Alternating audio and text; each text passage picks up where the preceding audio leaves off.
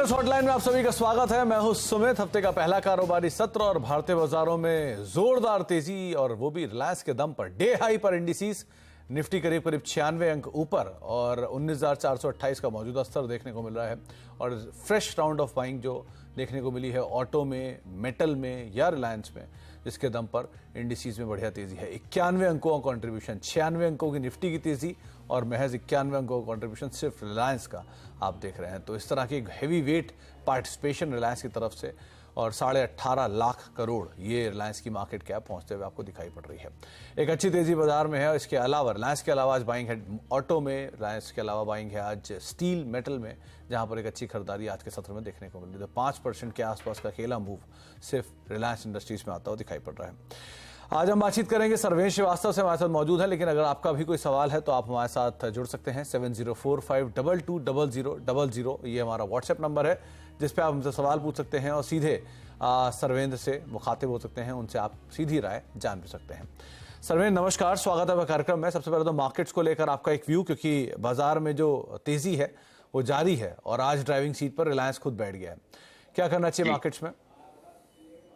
बहुत बहुत नमस्कार सुमित जी। देखिए, जो लास्ट शो में भी यही थॉट था कि भाई बाजार को अगर चलाना है, या पिछले हफ्ते भी जो व्यू था यही था कि अगर बाजार में और दमखम बाकी है तो आई थिंक रिलायंस को चलना पड़ेगा। और आज का तो हम सब लोग परफॉर्मेंस देख ही रहे हैं कि जो ऑलमोस्ट टोटल गेन्स जो हैं आज बाजार के, जो आपको पॉजिटिव में दिख रहा है, अब वो पूरा रिलायंस की वजह से। तो आई थिंक यहाँ पे एक ब्रेकआउट आया हुआ है। तो जब तक ये मोमेंटम चल रहा है, आई थिंक रिलायंस में आई थिंक बाजार भी अच्छा रहेगा। और जो हमने लास्ट हफ्ते बात की थी कि भाई देखिए 19,200 19,300 के आसपास अच्छे सपोर्ट्स रहेंगे और अब ऊपर में आपको मार्केट 19,600 19,650 के स्तरों की तरफ भी जगह खुल गई है। तो आई थिंक एक ब्रॉड रेंज है और यहाँ पे रिलायंस का पार्टिसिपेशन बना रहना जरूरी है, क्योंकि बाकी किसी हैवीवेट से आप देखिए उतना दम नहीं रह गया है। और बैंक निफ्टी भी अगर आज आप देखें तो उतना फ्लेवर या कलर नहीं है। तो आई थिंक एक दो हैवीवेट्स जिनमें जैसे हमने बोला रिलायंस है, आई थिंक ये चलेगा तो आई थिंक बाजार संभला रहेगा।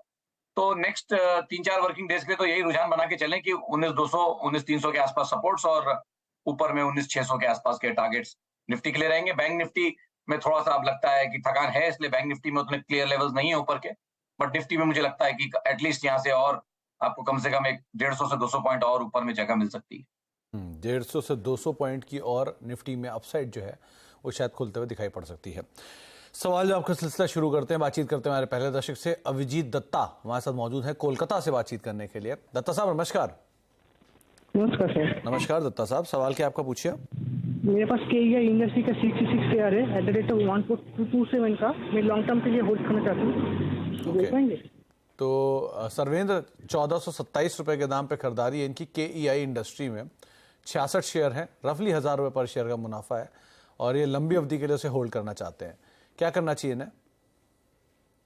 देखिए, अच्छा ट्रेड है, ट्रेड में बने हैं तो बने रहे। और प्रॉफिट क्रेडिट में हमेशा हम यही बोलते हैं कि भाई ट्रेलिंग स्टॉप लॉस का इस्तेमाल कर लें।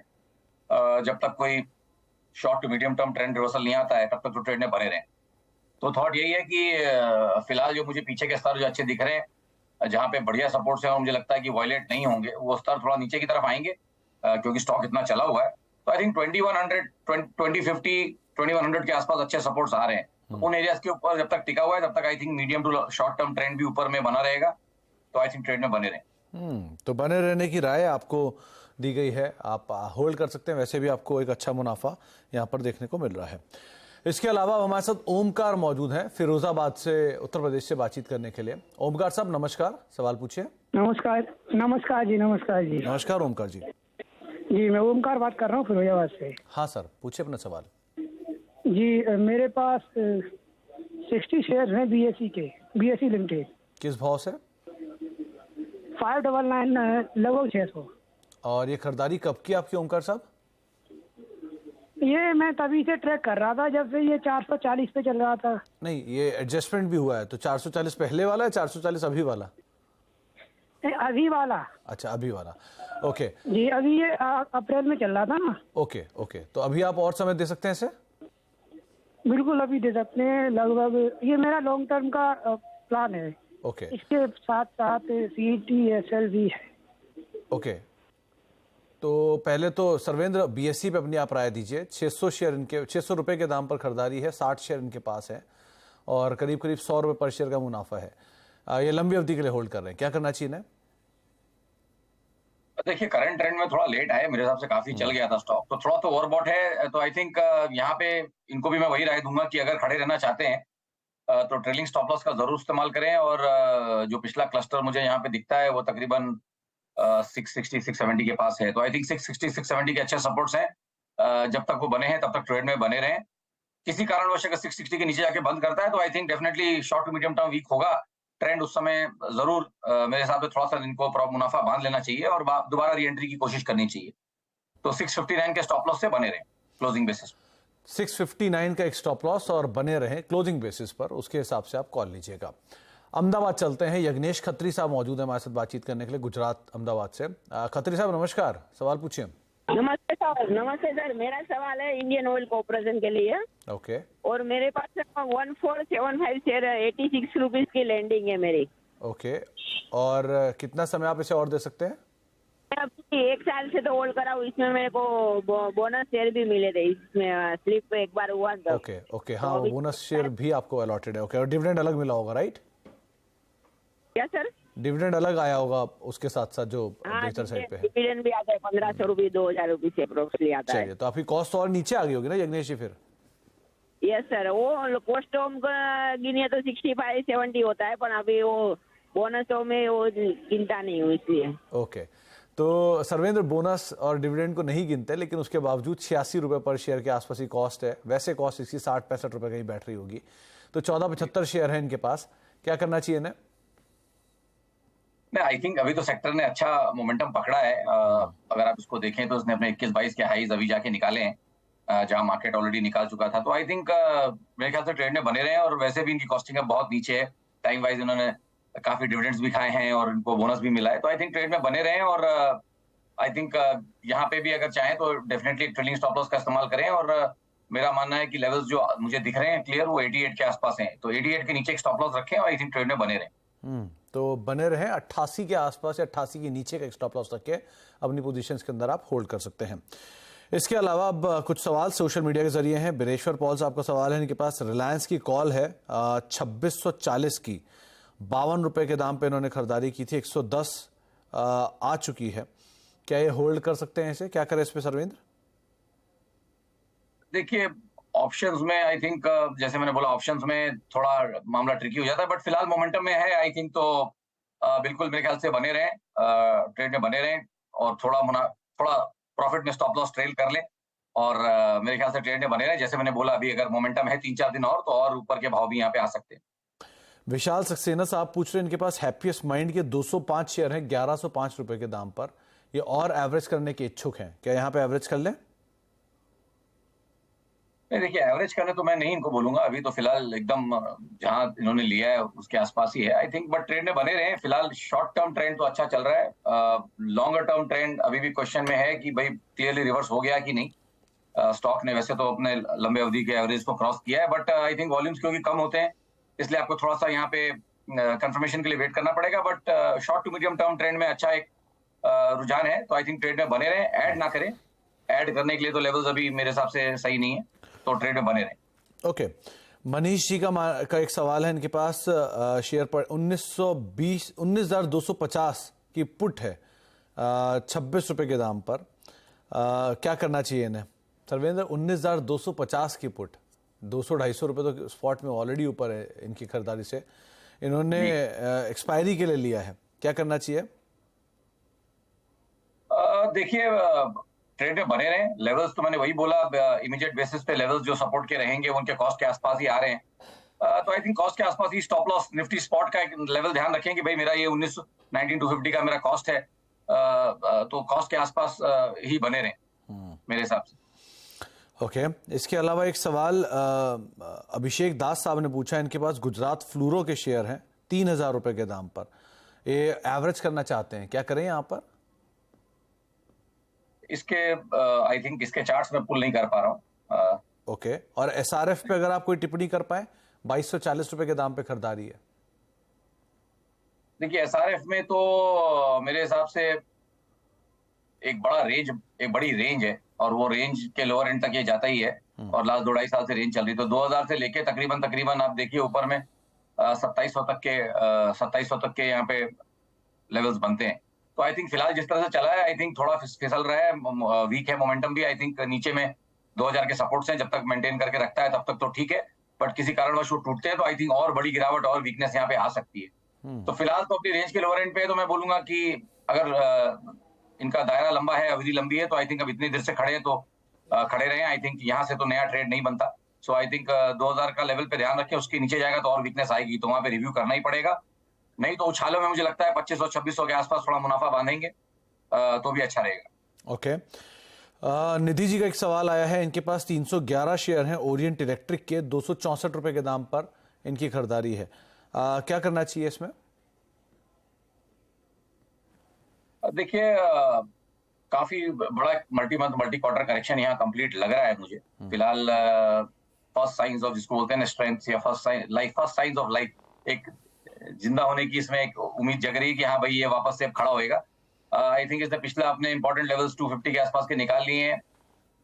तो आई थिंक यहाँ पे मेरा मानना ये रहेगा कि जो पिछला अभी स्विंग बना के आया है नीचे में अराउंड 230 के आसपास, आई थिंक जब तक 230 के ऊपर टिका हुआ है, short to medium term setups अच्छे हैं। लॉन्ग टर्म ट्रेंड को रिगेन करने की कोशिश कर रहा है, उन्हीं एवरेजेस के आसपास, उन्हीं लेवल्स के आसपास कहीं अभी कामकाज हो रहा है। तो आई थिंक नेक्स्ट एक हफ्ता इसके लिए क्रूशियल है, बट फिलहाल मुझे लगता है कि 230 के लेवल्स एक अच्छा बेस बन गए हैं और ऊपर में इनको 270-280 के लेवल्स भी नेक्स्ट 1 से 3 महीने में आते हुए दिखने चाहिए, तो ट्रेड में बने रहे मेरे हिसाब से। मेहा तिवारी जी का एक सवाल है, इनके पास टाटा मोटर्स के 140 शेयर हैं करीब 498 रुपए के दाम पर, अच्छा मुनाफा है, तो क्या मुनाफा लेकर निकल जाएं या बने रहे भी? नहीं, आई थिंक जब बाजार मोमेंटम में है, ऑटोज भी चल रहे हैं जहाँ पे, तो आई थिंक बने रहे ट्रेड में। और मैं इनको एक ट्रेलिंग स्टॉप लॉस देता हूँ, आई थिंक जो इनको थोड़ा मुनाफे में भी रखेगा और टाइट भी है। तो आई थिंक फिलहाल 599 के क्लोजिंग बेसिस के स्टॉप लॉस से आई थिंक मेरे हिसाब से ट्रेड में बने रहे। सनी साहब पूछ रहे हैं कि क्या ये बैंक ऑफ महाराष्ट्र में भी एंटर कर सकते हैं? बैंक्स में आई थिंक छोटे बैंक्स में डेफिनेटली रुझान है, बट मैं अभी यही बोलूंगा जिस तरह से बैंक निफ्टी थोड़ा सा एक इंपॉर्टेंट लेवल्स पे आसपास आ गया है, तो फ्रेश एक्सपोजर तो मैं अभी इनको नहीं बोलूंगा छोटे बैंक्स में रहें, तो आई थिंक क्वालिटी नेम्स में रहें और उनमें ही पैसा डालने की कोशिश करें करेक्शन में। एक कविता जी ने सवाल पूछा है, इनके पास व्हील्स इंडिया के शेयर हैं 830 रुपए के दाम पर, लंबी अवधि के लिए उन्होंने होल्ड कर रखा है, क्या करना चाहिए इसमें? बहुत ज्यादा तो इस स्टॉक पे मेरा व्यू नहीं है, और वैसे भी जैसे देखिए बहुत इलिक्विड सा शेयर है, कभी अच्छे वॉल्यूम्स होते हैं, उसके बाद जब वॉल्यूम्स ड्राई डाउन होता है तो 20,000 शेयर भी नहीं होते दिन के, और फिर कभी कभी 8-9 लाख शेयर भी होते हैं, तो ये बहुत बढ़िया सिग्नेचर्स नहीं होते क्योंकि पार्टिसिपेशन यहाँ पे नहीं है। तो टेक्निकली स्पीकिंग वो क्वालिटी हमको, टेक्निकली स्पीकिंग, फंडामेंटली नहीं बोल रहा हूँ, टेक्निकली स्पीकिंग इस तरह के स्टॉक्स में क्या होता है, ट्रेडिंग थोड़ी मुश्किल हो जाती है। हाँ, आप लेके थोड़ा एक लंबे अवधि के लिए खड़े हैं तो ठीक है, बट ट्रेडिंग तो बहुत ही मुश्किल है, short to medium term view बनाना भी मुश्किल रहता है। आई थिंक फिलहाल ट्रेड में बने रहे मेरे हिसाब से, और अगर एक स्टॉप लॉस का जरूर इस्तेमाल करें। आई थिंक 750 के नीचे जो इंपॉर्टेंट लेवल दिख रहे हैं, जो पिछला इसका एक ब्रेकआउट लेवल भी था, तो 748 के नीचे एक स्टॉप लॉस जरूर ध्यान रखें और फिलहाल ट्रेड में बने रहें। ओके, तो बने रहने की राय व्हील्स इंडिया में है। सर्वेंद्र, आपसे भी आगे भी हम बातचीत करेंगे, लेकिन हमारे साथ एक और खास मेहमान अब बातचीत करने के लिए मौजूद हैं। आज साइंट डीएलएम की लिस्टिंग हुई है और 52% प्रीमियम के साथ 401 रुपये पर लिस्ट हुई है कंपनी के नंबर्स बेहतर हैं, शानदार लिस्टिंग भी हुई है, और इस पर बातचीत करने के लिए कंपनी के non executive and non independent director Krishna sir हमारे साथ मौजूद भी हैं। कृष्णा सर नमस्कार, स्वागत है कार्यक्रम में। पहले तो बहुत बहुत शुभकामनाएं शानदार लिस्टिंग को लेकर, बढ़िया पैसे बनाए रिटेल निवेशकों ने भी, और अच्छी लिस्टिंग भी होते हुए दिखाई पड़ी है। कंपनी कारोबार के ऊपर आता हूं तो केबल्स, हार्नेस, पीसीबी यानी कि प्रिंटेड सर्किट बोर्ड्स, जो कि मेक इंडिया थीम के ऊपर काफ़ी कामकाज भी हो रहा है, तो इस तरह के प्रोडक्ट्स के ऊपर कैसी ग्रोथ है, कैसी अपॉर्चुनिटी देख रहे हो, स्पेशली पीसीबी स्पेस को लेकर? So good morning and thank you very much for giving me the opportunity this morning. जैसे आप बोले, मेक इन इंडिया और आत्मनिर्भर भारत पे बहुत फोकस हो रहा है, इसके वजह से हमें बहुत अच्छे अपॉर्चुनिटीज आ रहे हैं, क्योंकि मेक इन इंडिया से ज्यादा सिर्फ मैन्युफैक्चरिंग नहीं पर डिजाइन इन इंडिया, इंडिया में आईपी बनाना है, वो सब भी गवर्नमेंट का ख्याल है। इसीलिए आत्मनिर्भर मेक इन इंडिया से वाइडर स्कोप में है। और आत्मनिर्भर में हमारी ये सोच है कि जो मैन्युफैक्चरिंग कैपेबिलिटी है हमारे पास है, और जो इंजीनियरिंग कैपेबिलिटी मेन साइंस के पास है, इनकी कॉम्बिनेशन बहुत यूनिक है और इसके वजह से जैसे इंडिया में ज़्यादा और जैसे इंडिया में फोकस ज़्यादा हो रही है सेल्फ रिलायंस पे और इंडिया में डिज़ाइन और मैन्युफैक्चर प्रोडक्ट्स के लिए हम बहुत यूनिक पोजीशन में हैं।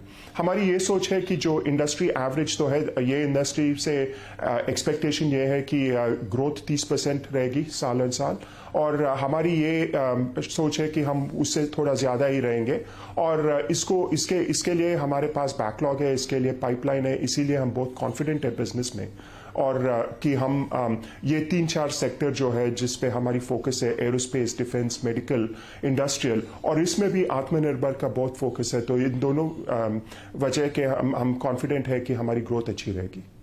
ओके कृष्णा सर, ये पीसीबी स्पेस में जिसकी अभी आप बात कर भी रहे हो, कैसी सेल्स मिक्स रहेगा? अगर इसको मैं एक्सपोर्ट फ्रंट पर या डोमेस्टिक फ्रंट पर सेग्रीगेट करूं तो कैसा सेल्स मिक्स बनेगा गोइंग फॉरवर्ड?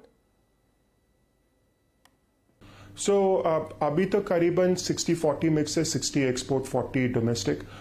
मुझे तो ये लगता है कि नेक्स्ट 3-4 साल में भी ऐसे ही रहेगा। हमारी स्ट्रैटेजी ये है कि अच्छी बैलेंस रहे डोमेस्टिक बिजनेस पे और एक्सपोर्ट बिजनेस में, क्योंकि जैसे हम बात कर रहे थे आत्मनिर्भर भारत के वजह से जो डोमेस्टिक बिजनेस है वो भी बहुत अच्छी तरह चल रही है, उसमें भी बहुत ज़्यादा ग्रोथ है और अच्छी क्वालिटी की बिजनेस है क्योंकि इस पे अच्छी मार्जिन आती है। तो मुझे ये लगता है कि आगे जाते हुए भी यही रेशियो में बिजनेस रहेगा हमारी। कृष्णा सर, ये जो पीसीबी स्पेस है, क्या गोइंग फॉरवर्ड ओवरऑल कंपनी के जो मार्जिन्स हैं उनको भी इंप्रूव करेगा? वहां से भी कुछ बूस्ट गोइंग फॉरवर्ड हम देख सकते हैं? ज़रूर इम्प्रूवमेंट रहेगा मार्जिन में, क्योंकि अब हमारी ग्रॉस मार्जिन करीबन 15.5% to 16% है, लेकिन SG&A जो बोले वो तो ज़्यादा है क्योंकि हमने ज़्यादा इन्वेस्टमेंट्स किए हैं। 3 चीज़ों में इन्वेस्ट किए हैं। एक तो लीडरशिप पे इन्वेस्ट किए हैं, सेल्स में, जनरल लीडरशिप में, सप्लाई चेन मैनेजमेंट एट्सेट्रा। दूसरी तो टेक्नोलॉजी में इन्वेस्ट किए हैं, जैसे हम सिस्टम्स वगैरह इम्प्लीमेंट किए वो हमें स्केल की बहुत एडवांटेज देंगे। और तीसरी चीज़ ये है कि हम कैपेसिटी में इन्वेस्ट किए हैं। अब हमारी कैपेसिटी तो करीबन 1/3 पे चल रही है, यानी और बहुत सी कैपेसिटी अवेलेबल है ग्रोथ के लिए। तो जो आप देखते हैं कि ग्रॉस मार्जिन तो 16% है, वो तो बहुत स्ट्रांग है और इंडस्ट्री लीडिंग नंबर के करीबन है 16% ग्रॉस मार्जिन। क्योंकि हमारे इन्वेस्टमेंट ज़्यादा है इसीलिए तो एबिटा मार्जिन अब 10-11% के बीच में है, लेकिन हमारी SG&A कॉस्ट एब्सोल्यूट टर्म्स में नहीं बढ़ेगी क्योंकि जैसे मैं कह रहा था दी इन्वेस्टमेंट तो हो गए हैं और इसीलिए हमारी कॉन्फिडेंस ये है कि 13-14% तो आ जाएगी एबिटा मार्जिन अगले 2-3 साल में। ओके कृष्णा सर, क्योंकि जो कंपनी का IPO आया था वो पूरी तरह से फ्रेश इशू था, OFS था नहीं उसमें, और रफली कंपनी ने एक अच्छा फंड भी रेज किया 592 करोड़ रुपए के आसपास का। तो गोइंग फॉरवर्ड क्या एक्सपेक्ट करें इस IPO के बाद? जो डेट साइज है वो कितना रिड्यूस होगा? 300-350 करोड़ रुपए का डेट है, क्या इसको मिनिमाइज, डेट फ्री, क्या सिचुएशन बनेगी?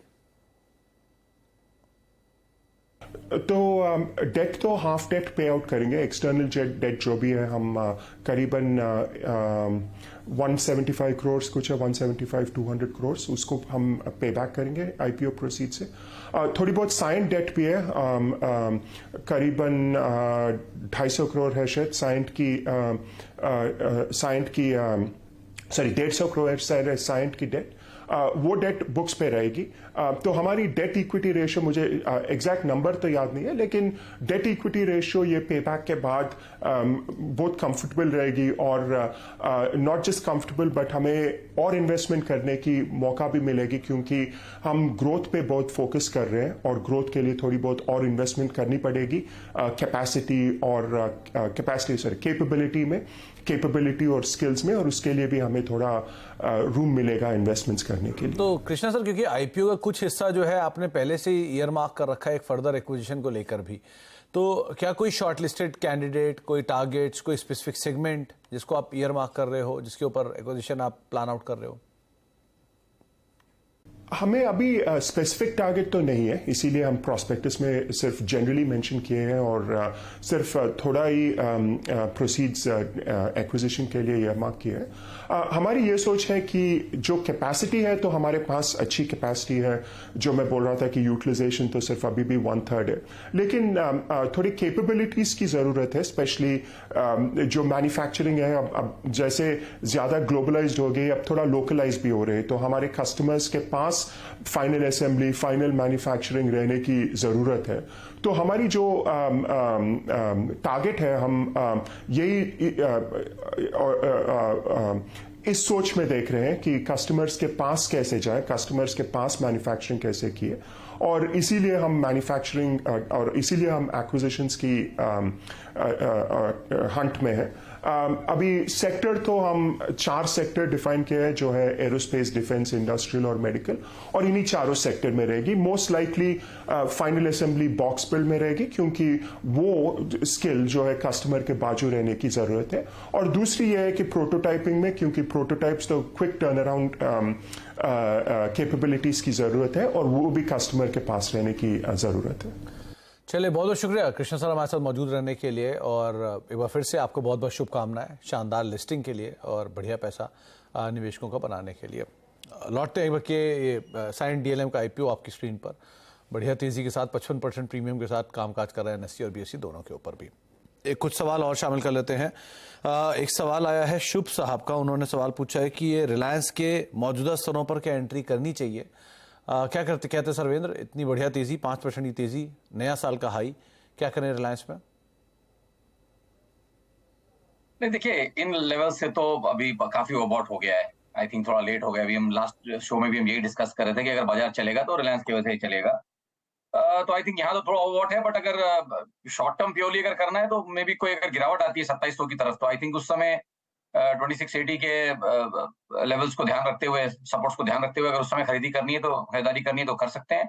बट फिलहाल तो यहाँ से तो अभी शॉर्ट टर्म में भी रिस्क रिवॉर्ड्स बचे नहीं है, तो आई थिंक थोड़ा वेट करें अगर लेना है तो, और किसी करेक्शन में बाय करने की कोशिश करें, बट स्टॉप लॉस जरूर लगाएं, क्योंकि काफी ओवरबॉट शेयर है और इसको यहाँ से ट्रेडिंग माइंडसेट से ही लेके चलें, क्योंकि अब यहाँ से काफी चल गया है। 2500 वाला ऑलरेडी 2750 हो गया है, तो यहाँ से बहुत बड़ा फ्रेश एक्सपोजर लेना जो है ना, वो सही नहीं रहेगा।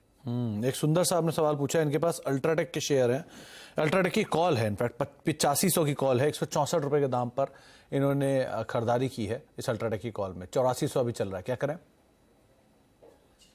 देखिए, कॉल बेसिस पे जो जब कर रहे हैं तो आई थिंक नेक्स्ट एक हफ्ता यहाँ इसके लिए क्रूशियल है। इसको 8500 के लेवल्स इसके लिए अभी तक फिलहाल एक हर्डल का काम कर रहे हैं, तो यहाँ से अगर 85 का ब्रेकआउट हो जाता है एक हफ्ते में तो अच्छी बात है, तो इनके थोड़े कॉल साइड में पैसे बनेंगे, नहीं तो फिर मेरे हिसाब से टाइम वैल्यू में इनके प्रीमियम जो है पिट जाएंगे। तो एक हफ्ता दे दें, और ये वाला हफ्ता जो भी स्टार्ट हुआ ये दे दें। अगर इसमें ब्रेकआउट नहीं होता है तो मेरे हिसाब से जो भी प्रीमियम जो वैल्यू बची है, जो भी मुनाफा थोड़ा बहुत इनके पास है, वो लेके निकलना चाहिए।